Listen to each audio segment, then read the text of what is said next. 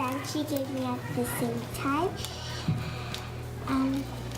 It makes me happy because I don't see my aunt often.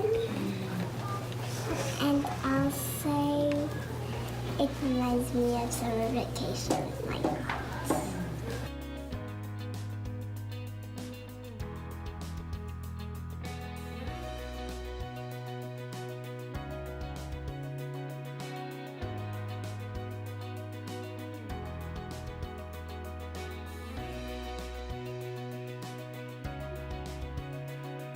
I think that there should be small personal projects that lead up to the larger one, and also for like projects in school, there should be more homework, but not very difficult homework, just some more tasks so that we can thoroughly know everything about our subjects.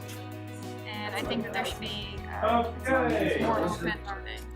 Primary students should make their own kind of like rules that are set for themselves, and with that, the gratification that they can have is that they can have a better environment. So we should consider setting our own rules, our own kind of agreements at different classes or different grade levels. Especially in the starting with the lower school.